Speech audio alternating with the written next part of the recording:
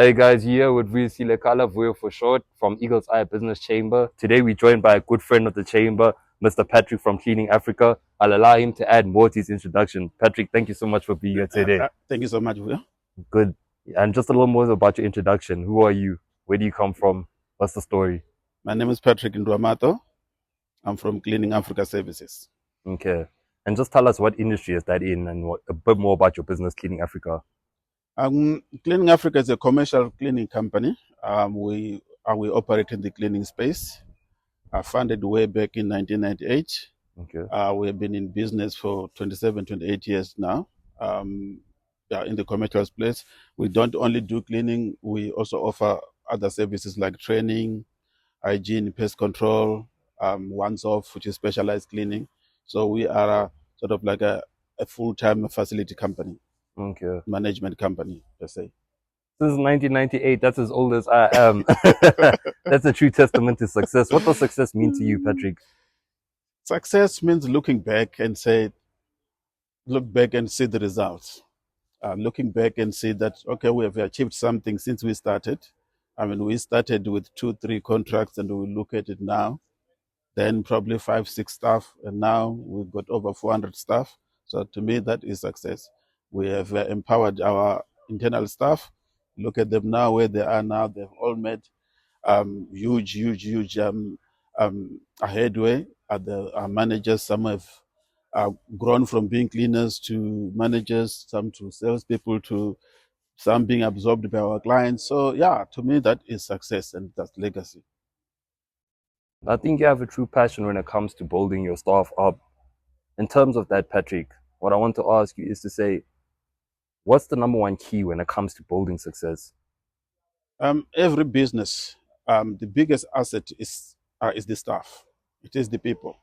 It's very personal to me because my background as well, I started down there as a cleaner myself and growing and become to where I am today.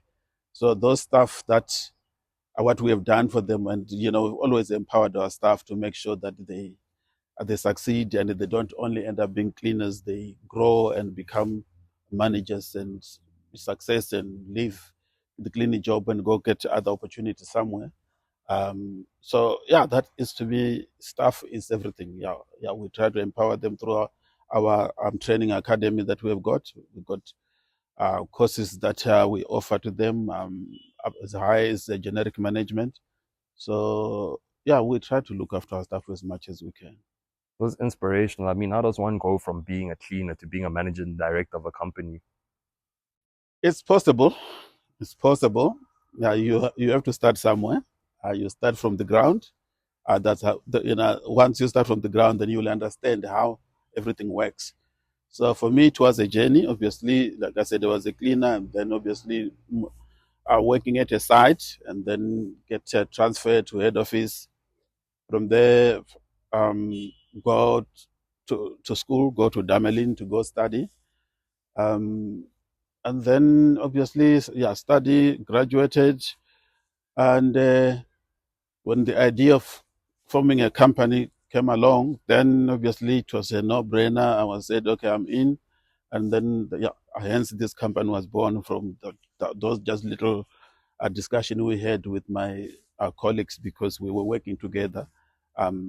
And then somebody said, okay, what do you think of this idea? I said, damn, it's a good idea. And then that's how we started.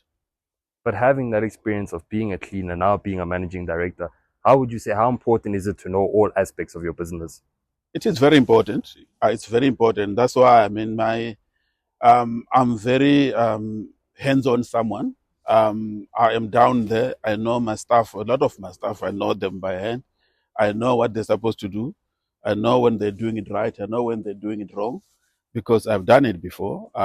Operations is my background and, that's what I know best. So it's I help them. I help them in training. I help them in operations. So it's you cannot be. Nobody can give you a story to say, "Now this is how you do things," because I know it. I've done it, and I know it works. Not to say my way always works, but I know I know what cleaning means. Mm-hmm. I know what is supposed to be done in cleaning. So yeah, it's a very added advantage to me as well, and to the clients, because I know what I'm talking about. Mm-hmm. When I say I'm going to a site to go see how the site is going, if the cleaners are doing something wrong, I'll tell You them, pick no, it up. pick it up. This is wrong. But whereas Mm-hmm. somebody who wouldn't know about it because they've not done it before. So that is, yeah, there is a good relationship between myself and my staff. In terms of that journey, I'm sure you've had your fair shares of trials and tribulations. What would you say is the thing that kept you on course? Yeah, no, you're spot on. Yeah, good question. So like I was telling you earlier that with my colleagues, when the idea about this company was born, um, one of the colleagues, obviously, way back in 2006, when the company was now growing and the pie was getting big, and when the pie was small, we were only happy. But when the pie got bigger, somebody wanted 3/4 of the pie, and as a result, there was a split in the business. Yes. So the business was literally split into sort of like half, if not 40/60.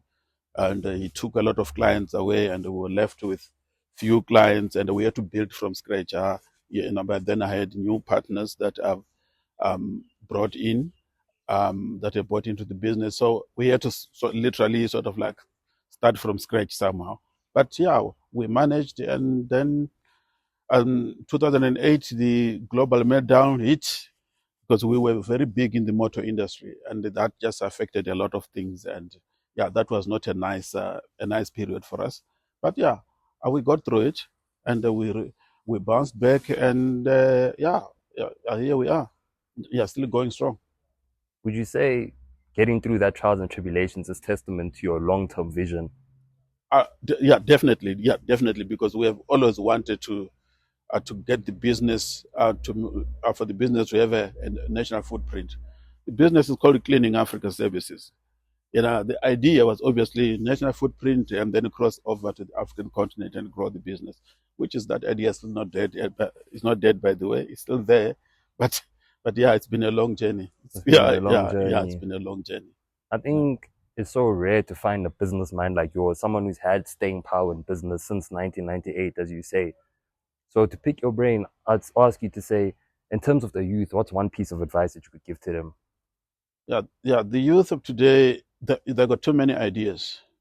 If you wanna really get it, start a business. Start small. Find your niche. Find what you enjoy. And once you have got all that, then you can then decide exactly what I want to do. Don't be jack of all trades, because I've seen it. I've seen some coming to my office and said, okay, I'm starting a cleaning company. Okay, what exactly are you going to be doing? Cleaning is broad. I want to do this, I want to do that, I want to do that. But then what's the core business? So you need to start small and build from there. And once you do that, and then obviously sell yourself and network your business and get your business out there. And yeah, it's doable. We got real talented young people here. I mean, I've been mentoring a lot of them, coming to my office. I haven't seen some of them now in like 2 years. They're on their own, running their own things. Though some still come back, but just to try guide them step by step, because there's a lot of obstacles. I mean, cleaning is regulated, and most guys don't know that. They don't, I would say, I get on, I got off to on the right footing, because of, you don't want to find yourself breaking the law. You don't want, we got associations like your NCCA, we encourage them to join so that they can follow the laws of the countries and the rules, and they do things the proper way, and they pay proper minimum wages, the provident fund, and bonuses, because all those things are gazetted. They're No. statutory. It has to be done. So from your opinion, how would somebody know if their cleaning business is the right business for them? Look, it's a very good question, because most people go into cleaning because they've cleaned before.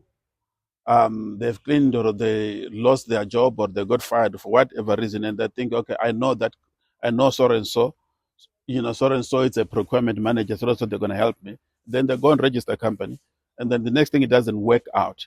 So you got to love the cleaning, you got to understand it, and you got to be in there. Passionate. Yeah, but you got to be passionate about it because, yeah, it's not as easy as many people, most people makes it to be. People think that cleaning just is. No, it's not.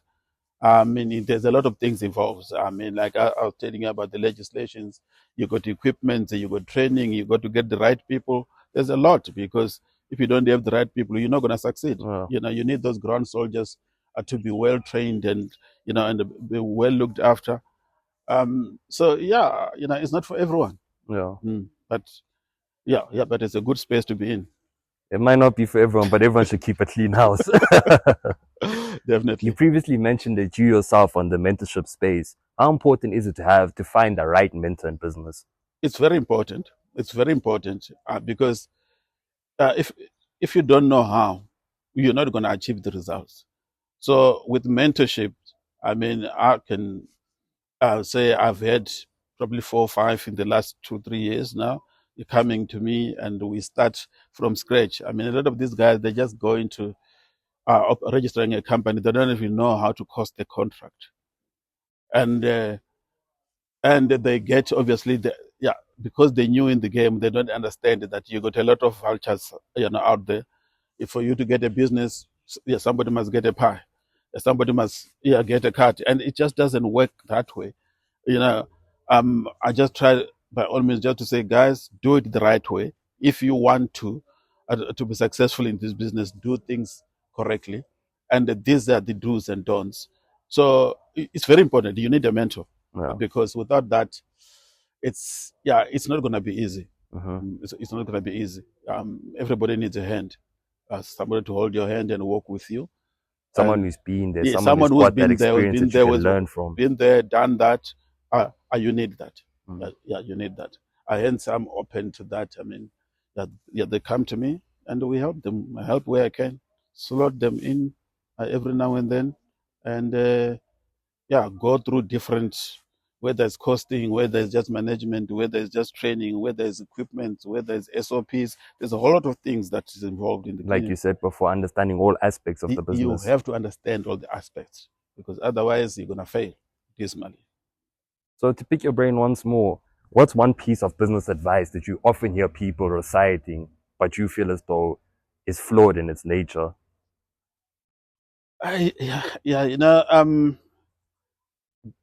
Most guys in business lately, I say it and I've heard about it. People just don't want to do things the correct way. There's a lot of shortcuts that's happening, and some guys have been successful in doing that, but I don't think it's the correct way, but it is happening. I've had some really successful people said, no, I've got so and so inside. It's unethical, but it's happening. And the people have really made money through all those dealings. So that's why we try to discourage people from going that far and just say, this pie is big enough for everyone. Just get yourself out there and you'll be noticed. And you will succeed if you do your marketing right. I think there's a lot of pressure being the MD of such a big corporation. I want to ask you, is there such thing as a work-life balance? Work-life balance, that's why I play golf. What's your handicap? What is it now, 14? No. Director, edit that. Make him look like Tiger Woods, please. I'm a 14 handicap. I play golf because I meet people, I network there. I have brought in business from golf. So sometimes when I don't play golf, they ask me, why am I not playing golf? Because they want me out there because I can bring in business when I'm out there. So they make sure put Patrick on the golf course. Yeah, put me there, I can talk. Okay. I can talk and I can connect. In terms of that, where's your favorite place to play? My favorite place to play, honestly, I'm a member at Branston Country Club. So I play there a lot, but my favorite place is always going to be CMR Golf Course in Maritzburg. That's where I learned how to play golf, and that's where I've had my best score. And it's home. I know almost everyone there. I was a member there for like 12 years. So that is my favorite place to play. Your favorite place? Because I don't easily get beaten there. So hence I said it is my favorite. Can I expect the invite anytime soon? You will be beaten, yes. Yeah. So in terms of that, you've obviously seen all aspects, you've seen all sides of business. If you could go back into time and give your younger self a piece of advice, what would it be? Yeah, it would be, it wouldn't really change a lot because, when we were young, then taking that decision, I mean, leaving a salary, yeah, where you were getting a stable salary and said, now we're going to this, and we only had probably three sites by then, and take that chance and said, okay, yeah, we're going for it. But Yeah. whatever we're getting, can we come closer to what I'm getting now, to what we're getting? And we did. We came closer. And that actually made us work harder. So that's why I wouldn't really change much because in business, you have to take a chance. It's all about taking risks. We took a risk, and that actually motivated us to work hard. Yeah, work harder and make sure that whatever little we were getting here, we need to double it, triple it, or times it by 10, and which we have actually done that. Yeah, um, to date. So yeah, maybe just understanding more about the business management, the management side of things, because you got there, you were not really that experienced to understand some decisions. Obviously, understanding the legislations. I would make sure that this time around I get my ducks in a row and just make sure that understanding of the industry and understanding of the laws and everything, because sometimes yeah, we would find ourselves running short. We took insurance, and then there was a damage. We damaged a vehicle or something, and we have under insured ourselves. Little things like that, Yeah, you just have to make sure that if I were to go back, now there won't be loopholes. I'll make sure that yeah, everything is in order. So you're saying business is important to have an appetite for risk. You have to, yeah, you have to. Unfortunately, if you don't, then yeah, you're not gonna succeed. You're not gonna succeed. You must, yeah, you must have appetite for risk. So obviously here at the business chamber, we have a lot of events where we connect like-minded individuals. You previously mentioned how important it is to network at these golfing events. So if you had a platform like this when you first started, how would you have leveraged that for your success? Look, I mean, that would have been great. Yeah, because we had nothing like that. Um, the NCSA was just formed by then. It was probably 2, 3 years old. It was not even in order. It just had a secretary. So a platform like this, I mean, that is where even when the new people that want to enter the space to the business world, they need to be involved in such platforms. Yeah, it will help them a great deal. That means you have to sign, subscribe, come to our events. Unfortunately, it is what it is. That's Uh-huh. how, yeah, that's how you connect. That's how you interact. That's how you meet people. Uh-huh. The people you meet along the way, there, those are gonna be your friends for life. As they say, no man's an island. That's it. Yeah, that's it. That's how it works. You have to um, leverage. Yeah, you have to use this. Yeah, the moment. Yeah. So Patrick, if you can just share with us what's your word of the day. Sure. My word of the day. Hi, Bulel, what's my word of the day?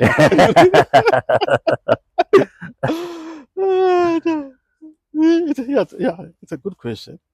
Look, I mean, just for being here, obviously, whoever is going to be watching this, um, um, you just need to, if you want to get into business, yeah, you need to connect with people. You need to network. You need to sell your business. You need to interact. You Put need to yourself out there. put yourself out there, and you need to look after your staff. The people that are hired, the employees, those are your biggest assets because they can make or break your business. So yeah, put people first. And in terms of a more light-hearted question, tell me what's one song that always gets you in a good mood? Ooh, it's just another day. It's just another day. Producer, I hope you're picking up on these vocals. Just another day. Yeah, that's my song. That's your song. Yeah. And besides seeing you at our networking events, where else can people reach you? People can reach me on my phone, 082-373-1688, or on our website, www.cleaningafrica.co.za, or on the golf course. On the golf course. Yeah, on the golf course. There's a saying, they say that cleanliness is next to godliness.